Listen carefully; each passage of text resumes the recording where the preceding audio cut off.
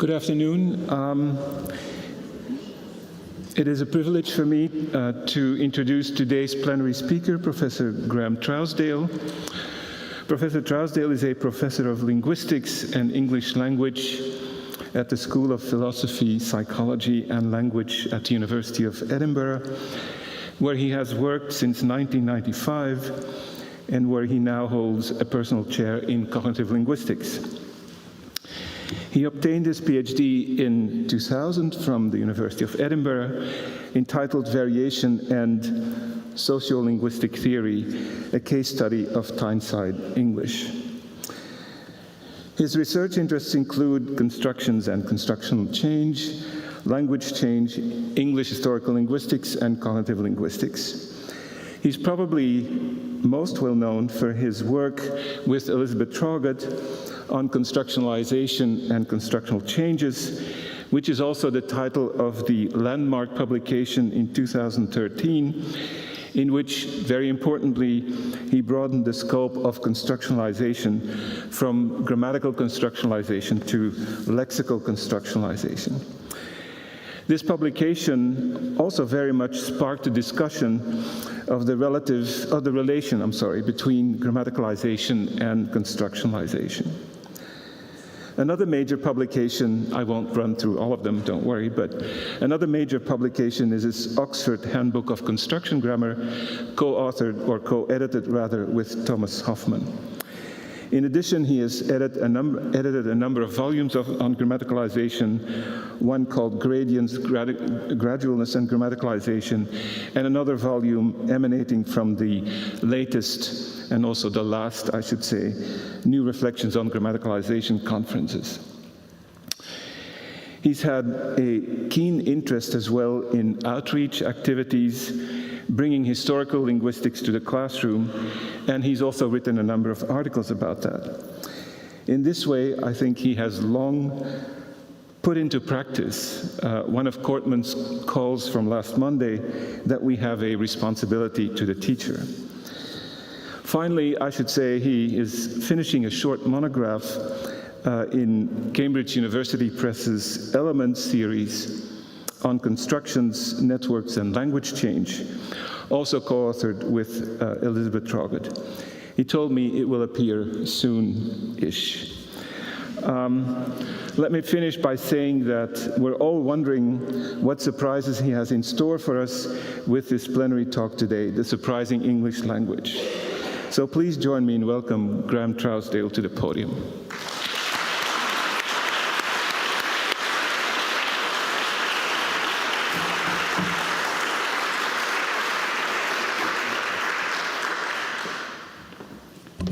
Thanks very much, Hubert. That was a very generous introduction. And I'd also like to take this opportunity to thank Maria Jose, Belen, all the organizers of what has been an absolutely fantastic conference. Also all the student helpers. Everybody has just done such a marvelous job. So I know that we're all really grateful for the work that you've done. So thank you very much. Right, so yeah, I'm going to talk about a range of things. This looks very long, don't worry. It gets short. The sections get shorter as we go to the end, so we will get through by lunchtime. These are the kinds of questions that I want to think about today. When we look at some of the work that's done in cognitive linguistics, there's a lot of discussion about the idea that when we think about the mental representation of language, language is organized as a network. This is one of the things that contrasts it with other more formal views of mental representations. But there's a lot of debate about what that network looks like and how that network changes.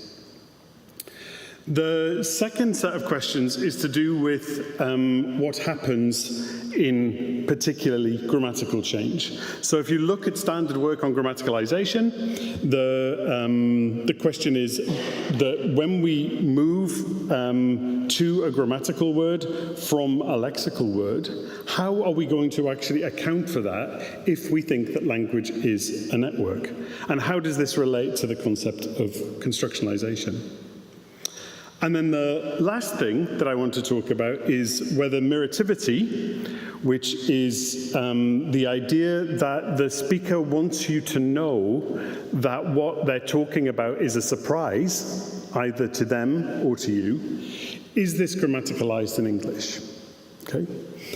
So the first two things are the things I've been working on for a while, and that's going to take up the first part of the talk. The third is something new for me. I'm just starting out on this, but I'm going to try to apply the things I'm going to talk about in 1 and 2 to some existing data collected by other people on change in English to try to think about directions you could go in if you want to answer this kind of question. And the reason that I'm doing this is, there's a lot of reasons. There has been, I mean, Hubert was very generous about the 2013 book. There is no doubt that there has been some criticism of it, and it's been very helpful and quite robust. But the criticism hasn't just been about the notion of constructionalization, it's also been about the degree of precision about how we actually represent constructional changes. And that's something that's preoccupied me since a lot of the criticism of the book came out, and it's something that I'm going to talk about quite a lot today. And that goes in parallel with this view in cognitive linguistics, not just in terms of language change, in cognitive linguistics generally, in terms of views in construction grammar and language acquisition, for example, about how do we understand what the nodes and the links look like in a network. And then the third thing, why mirativity, it's just so cool. It's such an interesting, don't you love, this is one of the things that I love about my job. I can read stuff about languages and be like, wow, you do that. That's how you see the world.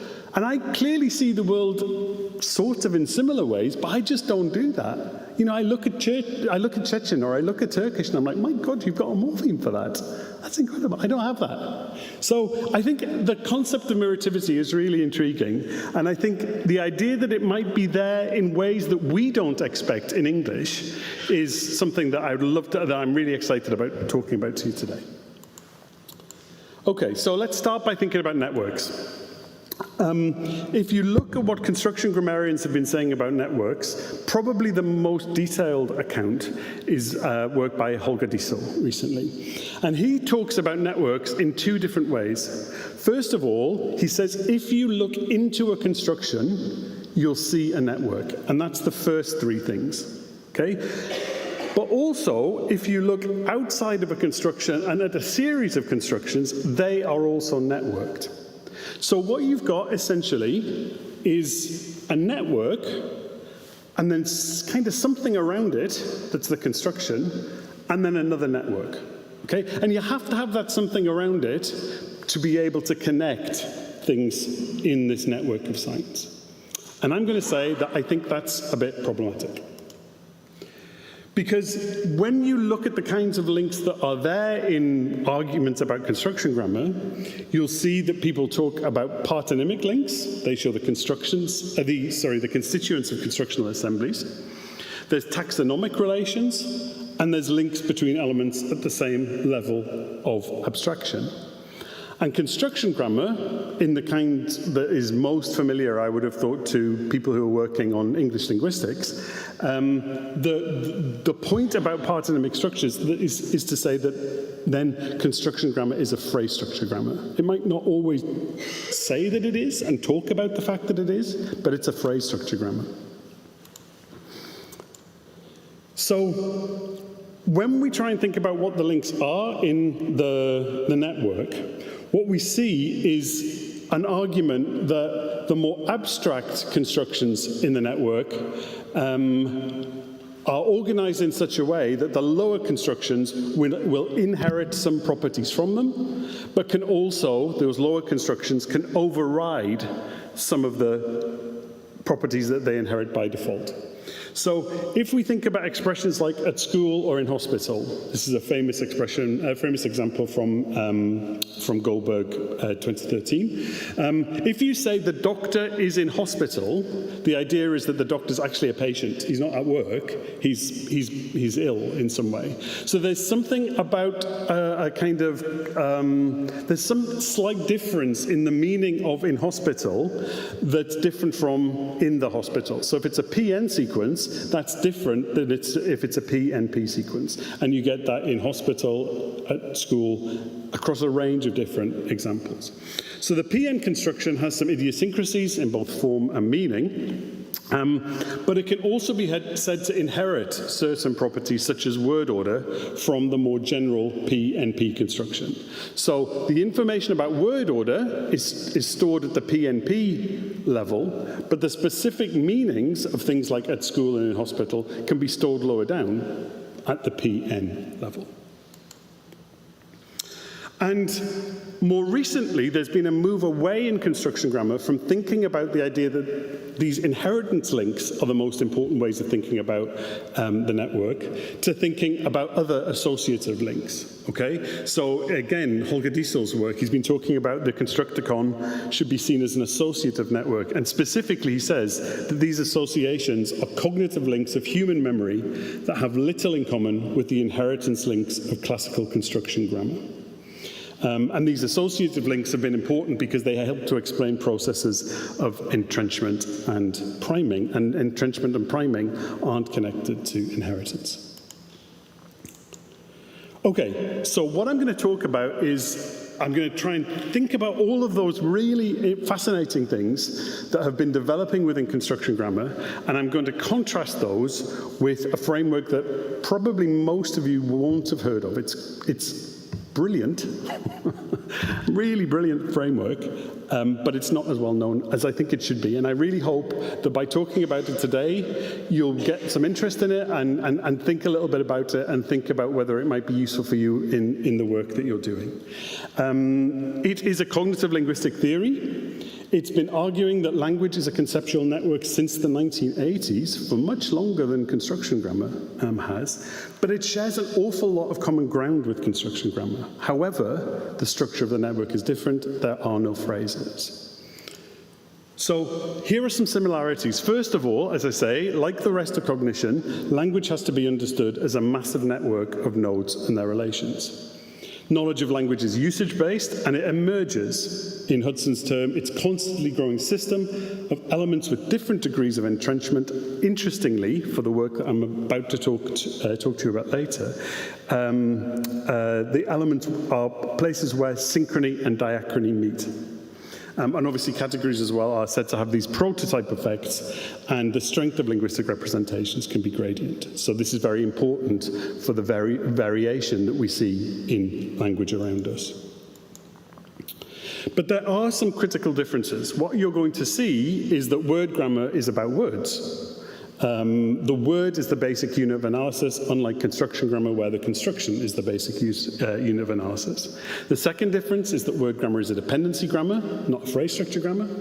The third difference is that in word grammar, linear order is crucial to form, meaning is organized as an unordered network. By contrast, in construction grammar, you've got signs.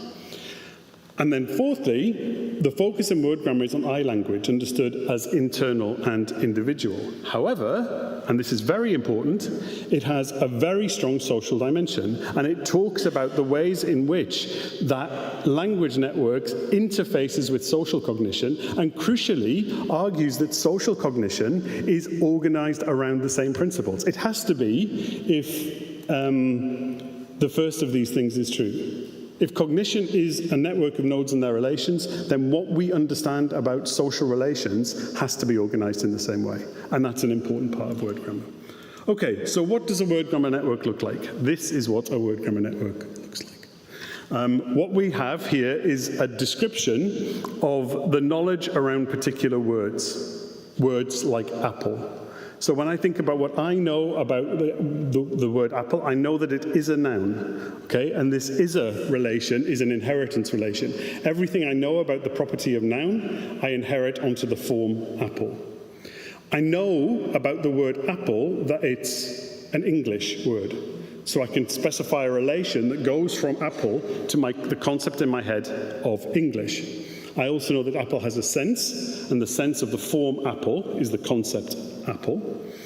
And also, we can organize meaning in terms of inheritance and associative relations in the way that we can do the same things for form. So the concept apple is a fruit, and things that I know about fruit get inherited to the concept apple. So the fact that I know that the taste of fruit is sweet, I don't need to store that at the level of apple. It just inherits by default.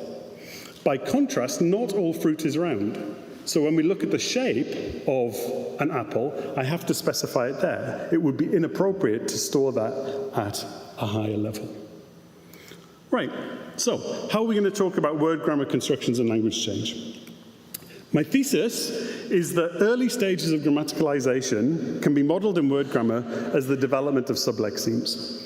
Sublexemes are very important for how we think about idiomatic structures. Constructions, then, in this model, will be seen as network fragments. And the development of constructions can be understood as blending, which is the main driver for a constructional change in recent accounts of creativity. If blending is seen as the recategorization of links that are modeled on two or more existing network fragments. And these network fragments get built, at least in the initial stages, around sublexemes. So there are two important points about idiomaticity in word grammar. The first is that the idiomaticity lies in varying links between form and meaning, and that a word grammar analysis of idiomaticity relies on default inheritance. In other words, we need to talk about sublexemes, dependency, and inheritance phenomena, i.e. the architecture of the network. So here's an example of what a sublexeme looks like. Many of you will know that it's an idiomatic convention of English to, if you want to tell somebody to go away, you can say, beat it. Okay? How would word grammar represent this? Well, what we know about beat it is that beat has to take it as its complement. The idiomatic structure relies on that. You can't say beat them, beat that, whatever. It has to be beat it. But you don't need to specify that beat it has an object. That's true of the general verb beat. Okay? So in this example, beat it inherits properties from beat, from verb, and from word. For example, that it is a word, that it is a verb, and therefore will have properties that we associate with verbs. It has properties that we associate with beat. For example, its morphology, its orthography. But we have to specify at the lower level that it requires it as a complement. Okay? So that's essentially what I've said. But the critical idea is that we store the meaning of beat it at the sublexical level. We store it at the level of the sublexeme. So it looks a bit like this. Beat has a sense hit.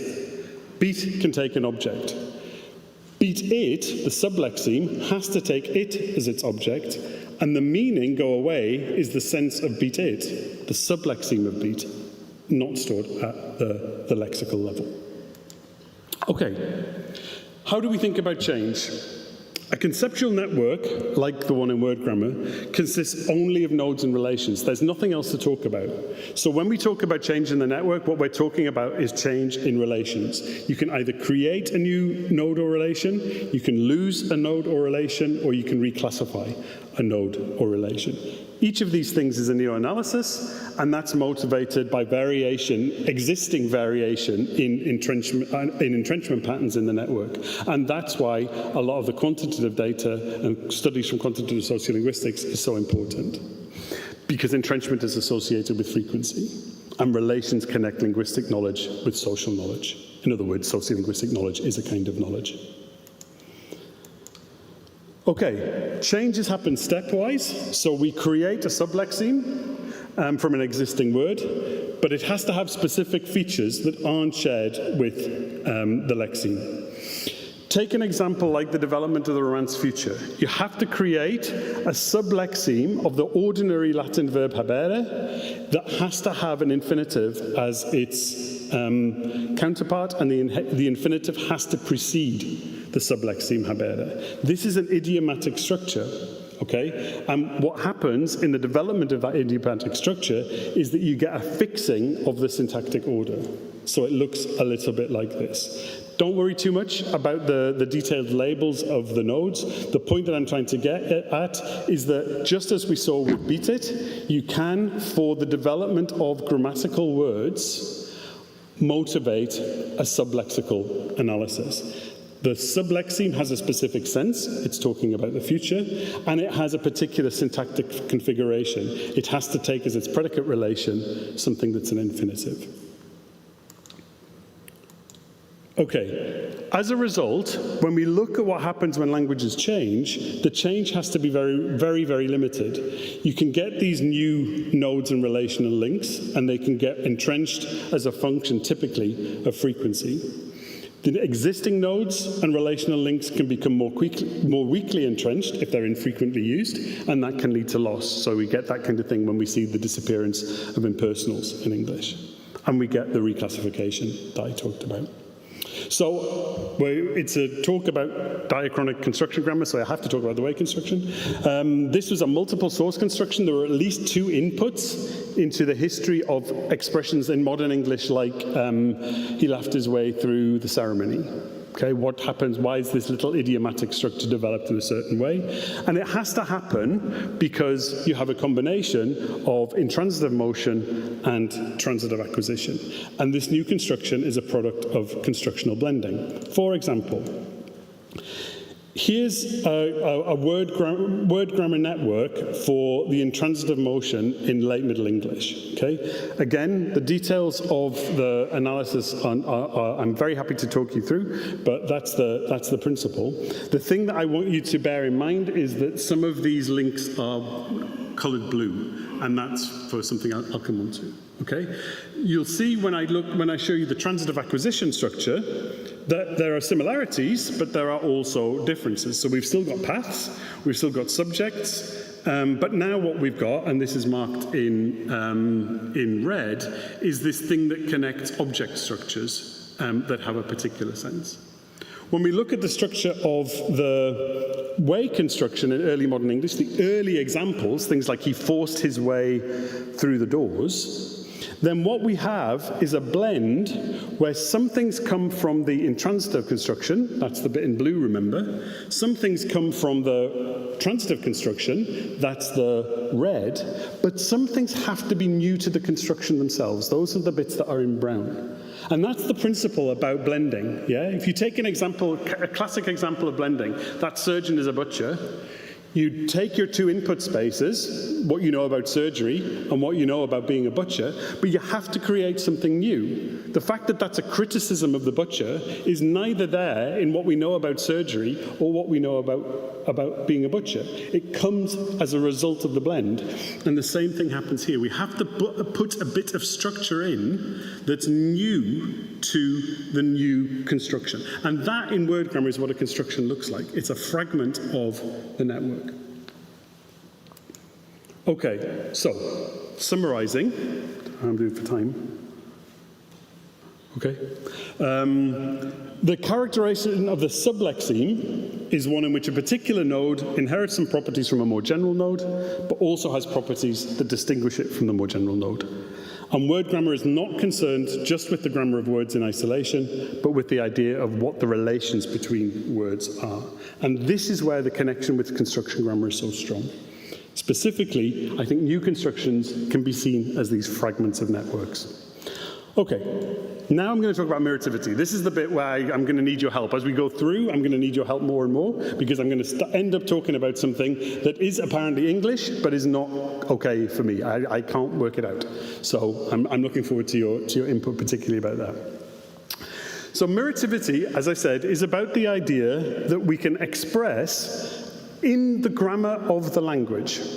That's important. In the grammar of the language, the idea that the speaker is surprised or that their mind was not prepared for a particular event. Now, there's a lot of debate in the literature about immerivity generally.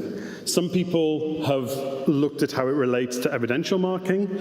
Some people don't actually think that immerivity should be considered to be a separate grammatical category. But generally speaking, if you do see it as a grammatical category, it's not said to be grammaticalized in English, okay? We do see it in some ways grammaticalized in certain other languages, as I mentioned, things like Turkish. Now, of course, the fact that it's not necessarily in the grammar of a language doesn't mean that you can't talk about it. Of course we can talk about being surprised in English. And this happens in a number of different ways. It can happen through discourse markers, often through oaths. It can happen through intonation. You're a professor is a clear indication. I get that a lot. That's a clear indication of surprise. But really interestingly, and this is where the work of Serrano Lozada, I think, is so good, you start to see it happening in particular kinds of verbal constructions. So things like, it ended up in the river, or it turned out he was a fireman. Turn out, the literal sense of turn out, does not always encode anything surprising. But in something like, he turned out to be a fireman, I am telling you that I was surprised when I found out that he was a fireman. Now, then we get to this really interesting question about what do we mean when we say a particular grammatical category exists in a language. Often this relates to obligatoriness, right? So, going way back, Boas says, well, for us, he's presumably here talking about English speakers, definiteness, number, and time are obligatory aspects we find in another language, location near the speaker or somewhere else, and source of information, i.e. evidentiality, whether seen, heard, or inferred, as obligatory aspects. Eichenwald, much more recently, says linguistic evidentiality is a grammatical system. In languages with grammatical evidentiality, marking how one knows something is a must.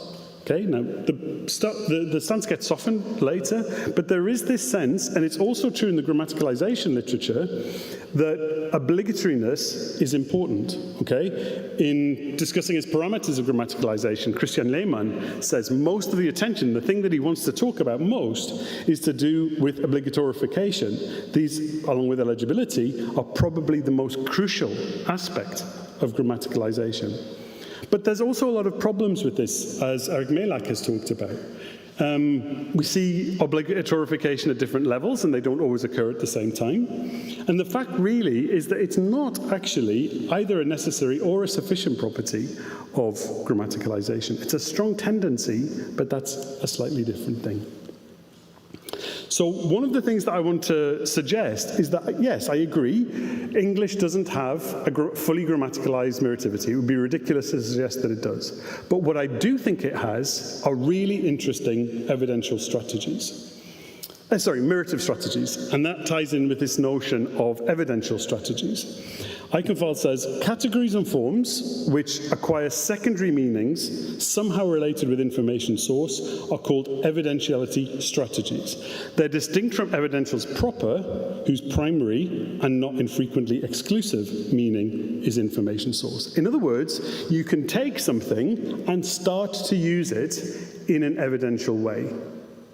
And what I want to suggest is that that is the kind of thing that's happening and has happened in English. There is a lot, and what was surprising to me about the English language, to think about that talk, is how many more things I'm coming across that I'm thinking, wow, that has some meritive flavor to it. Okay. So yeah, we can't talk, as I said, we can't really talk about this in the strict terms, but as Melak says with evidentiality, there are a set of forms whose synchronic features suggest some degree of grammaticalization as evidential markers. What I want to talk about now is some changes in English that seem to have, to me at least, to have involved the development of meritivity strategies, and I'm going to try to model that using the word grammar framework I've been introducing. I'm going to start by talking about meritive constructions with go. And this is my main thesis. Any kind of catenation is ordering of two verbs together or more verbs together is a process of language change. Catenation involves the creation of at least one sublexeme, which is often but not always exclusively the verb.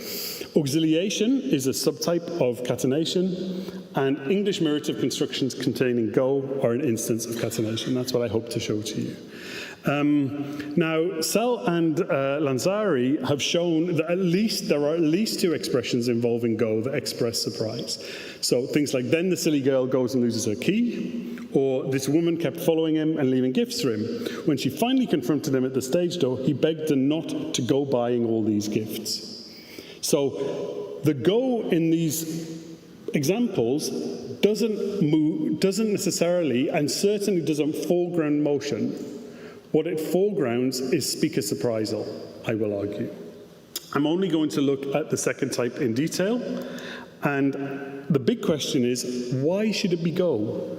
We see this in other languages as well, right? So Sell and Lansari compare French aller with English go to talk about it. Why would go be a good way to talk about miratives? Why would it be a good source for meritive expressions? And here I think it's useful to think about image schemas. This is a representation of typical motion. So what we have here is a trajector, a thing that we see moving along a path.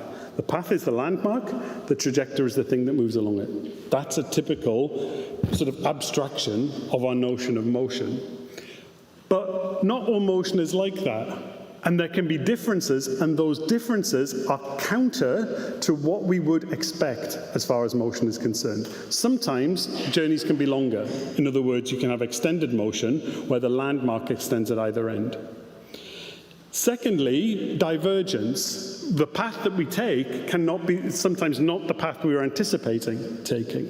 And that's interesting because I think it's the difference between itives, verbs of going, and ventives as opposed to verbs of coming. With itives, you move from a fixed position, from the deictic source, and you end up God knows where. But with ventives, with come verbs, you come to the deictic source. So you all came to Santiago from loads of different places. When you go from here, and you could end up, as far as I know, anywhere. Okay? So the divergence element also foregrounds the idea that the paths we take are not necessarily the ones we anticipate, or, as far as the obstacles are concerned, the idea that paths aren't always smooth. We sometimes have to overcome obstacles in our path. So in all of these ways, our anticipated movement is not what we end up having. So we can be surprised about these different kinds of things. Now, I'm going to talk about the diachrony of go-veeing constructions, Teresa Fanego's work. I'm sure I'll hear if I've misinterpreted anything. In Teresa's work, she shows through a very clear and very careful corpus analysis that go functions as a stance marker in these go-veeing patterns. And the stance that is taken is towards a situation that is apprehended as counter-normative. In other words, that it's one of these variants, right? It's not what we were expecting as far as going is concerned. It deviates from the speaker's assumptions of what is right or desirable. And again, as with the way construction, the constructionization happens as a result of blending of at least two inputs. Fanego talks about three particular ones. I'm gonna just collapse two of them for purposes I'll show you in a moment. So here are the three source constructions. One is a combination of a verb with a participle and then an oblique. So something like he went sailing to and fro along the aisles. The not go to infinitive pattern, don't go to entangle yourself in law, and what's referred to as expeditionary go, the king is gone a-hunting. Importantly, no single source construction provides the right form, and no single source construction provides the right meaning. So again, we have to see a blend to get the development of this meritive meaning. Also, and I think this is very important, what we see in the history of these input patterns is that some things are getting niched in some way. So this not go to, which is critical for the development of meritive meaning, is seen as non-standard increasingly in late modern English. It's also niched syntactically. For example, it's favored in these negative imperatives, and semantically it functions as an admonitive. So it's a marginalized construction. And the same is also true for the expeditionary go. Here's an example of the first construction. I've subdivided one source construction into two parts because the critical point that I want to make is that this Ving oblique is an instance of lexical motion go. Okay, so there's no sublexical pattern here at all. Okay? The critical point about this, as we see the development of the catenative structure, is that go and shall both point to a node which is identical in terms of the time of the event. So the going and the sailing happen simultaneously. This is go a-begging, and again, the critical point here is that go is a motion verb, and beg is one of a set of verbs that tend to have a bit of a negative evaluation. But it's a motion verb also. But by contrast, we already have in go to, because it talks about this notion of warning somebody not to do something. The state you will be in is not a good one compared to the state you're in now, so it's counter-expectational, counter-normative, and therefore, to a degree, surprising.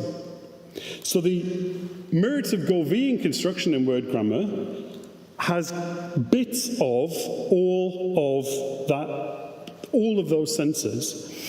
The difference is, the bit that's new is that you have to develop a particular sublexeme of go that must require ing as its participle, and that sublexeme has to have the value that it's incongruous. It has to have the meritive meaning. And that meritive meaning points to a node that talks about the whole process, i.e.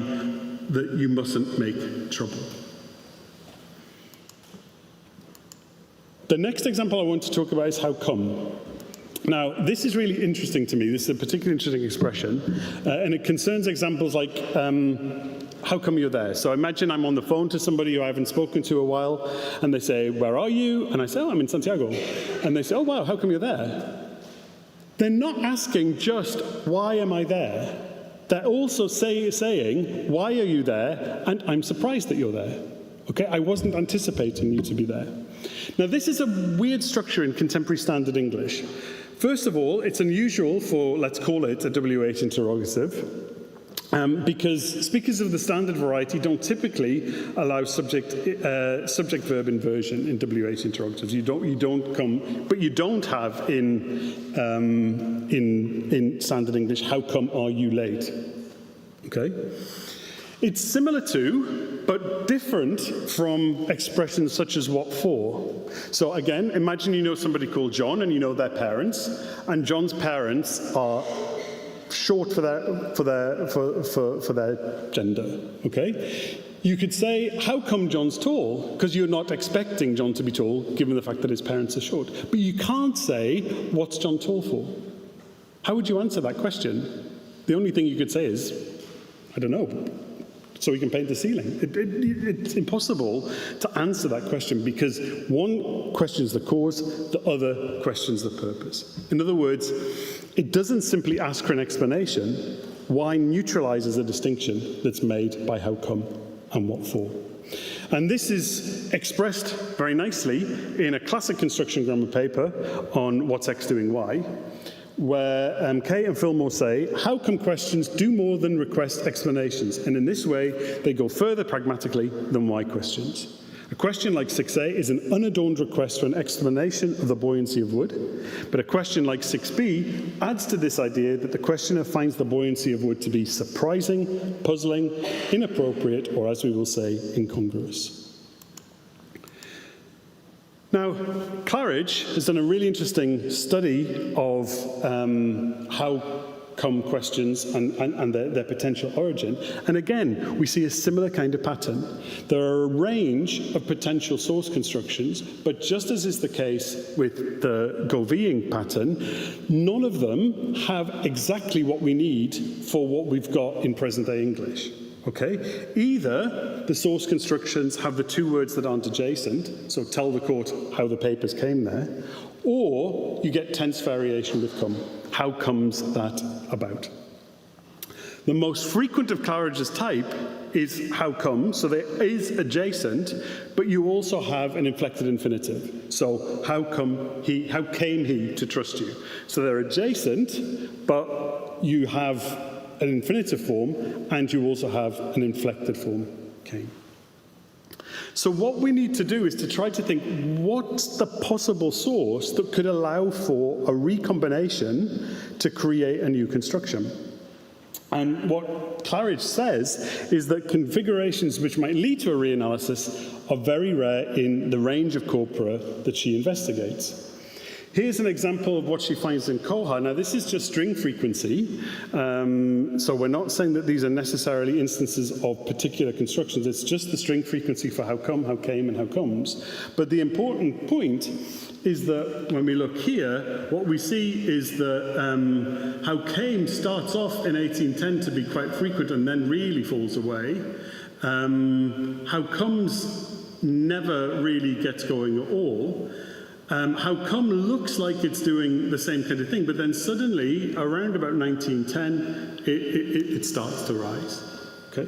So we do get this kind of frequency change, but the question is, what is the origin? And the suggestion is that it may not be British. It may not be something that comes to the United States from non-standard varieties of British English, but something that happened in the 19th century in North America.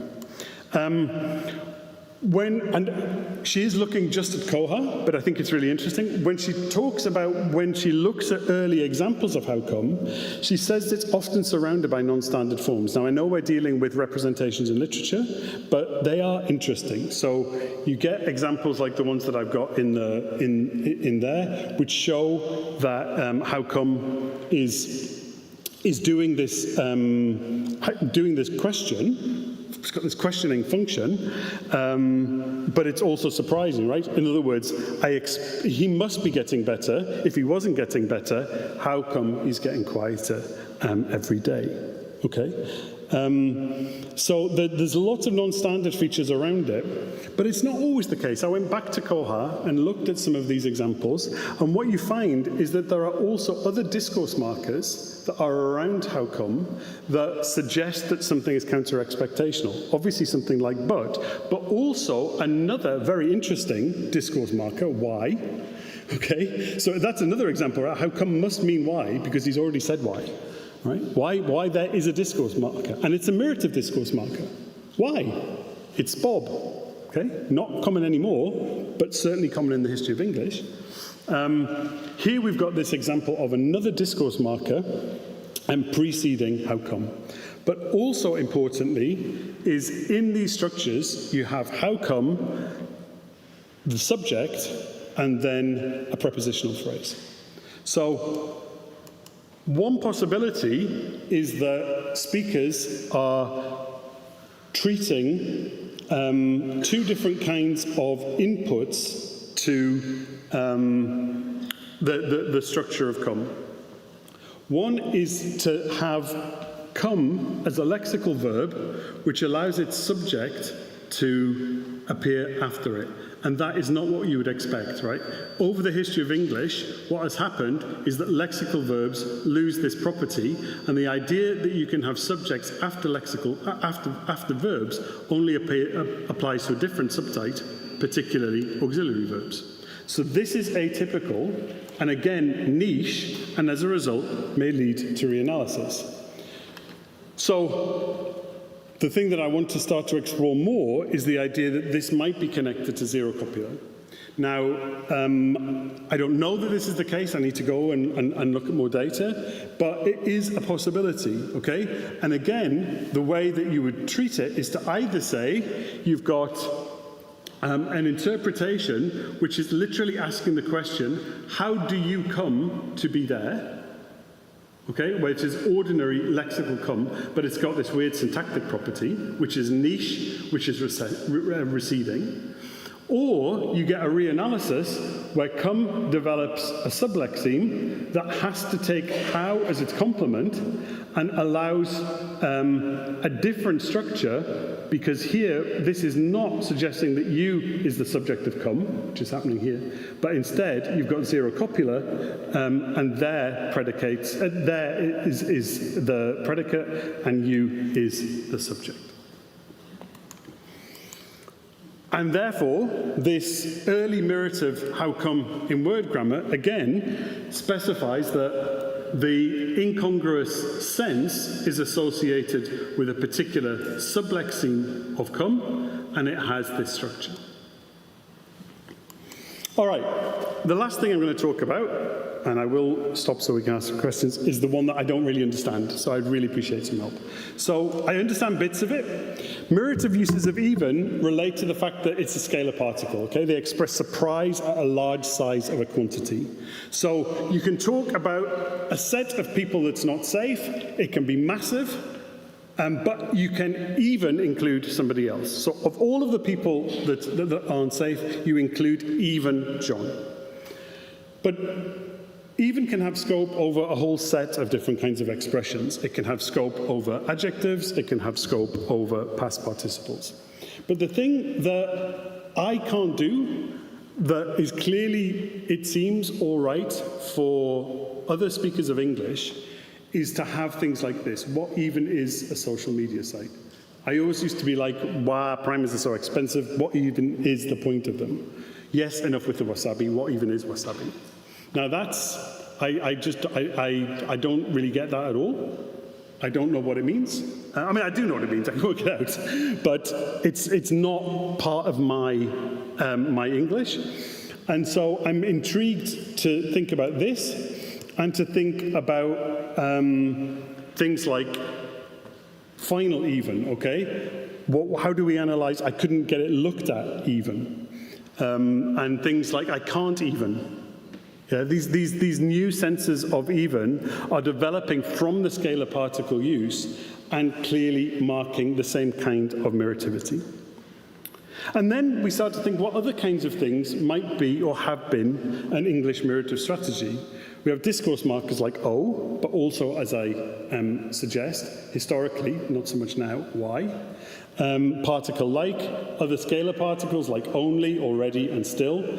Fixed expressions like it strikes me. And then we also need to think about combinations of meritive strategies. So he didn't just scrape the odd silver and bronze, he only went and won 3 more gold medals, where the meritive markers are doubled. So, obviously, meritivity is not a grammaticalized modality in English, but some expressions of speaker surprise get structured in the English language network in the same way as grammaticalized aspect markers. Go, keep, begin, buying gifts. We might expect meritive constructions to be syntactic rather than morphological. In other words, given the nature of English, we'd see idiomatic meritive strategies. But the question is, are the kinds of meritivity the same in these different strategies? How come versus go versus even? In terms of variation and change, it seems to me that sublexemes get created through interaction, and then we want to ask questions about whether that idiomatic interpretation involves invited inferencing on the part of the speaker, what are the role of context and similar structures elsewhere in the network. Change in the network involves changes to nodes and relations. Catenation involves the creation of a new node and an is a relation to the lexeme. That's also true with idiomatic constructions like how come, but I don't think it's true of things like even.